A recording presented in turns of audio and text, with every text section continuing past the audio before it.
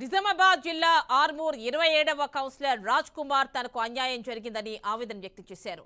జరిగిన అన్యాయంపై ఓ సమావేశం నిర్వహించారు. గతంలో తనకు రాజారాం నగర్ లో ఓ వాటర్ ప్లాంట్ ఉండేదని, అందులోని సామాన్లు చెప్పా పెట్టకుండా బయట పడేశారని ఆరోపించారు. ఈ విషయంపై అప్పట్లో సీఐకు కంప్లైంట్ చేశానని గుర్తు చేశారు.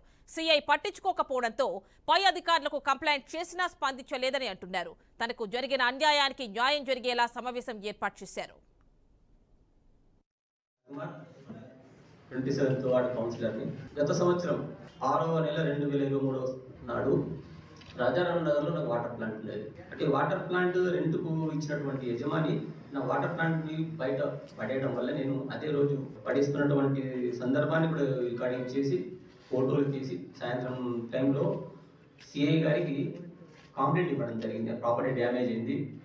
సిఐ గారికి ఇచ్చినటువంటి కంప్లైంట్ని, మళ్ళీ రిజిస్టర్ పోస్ట్ ద్వారా చేసినటువంటి కంప్లైంట్ని, మా సిపి గారికి ఇచ్చిన అన్నింటినీ పంచ్ చేసి కోర్టు ద్వారా ప్రైవేట్ కంప్లైంట్ చేయడం జరిగింది. ప్రైవేట్ కంప్లైంట్ చేసిన తర్వాత కూడా 2-3 months వరకల్లా ఎఫ్ఐఆర్ అనేది చేయలేదు. 6వ నెలలో ఇచ్చినటువంటి ఇష్యూని 11వ నెలలో ఎఫ్ఐఆర్ చేయడం జరిగింది. 11 నవంబర్ 2003లో ఎఫ్ఐఆర్ అయింది.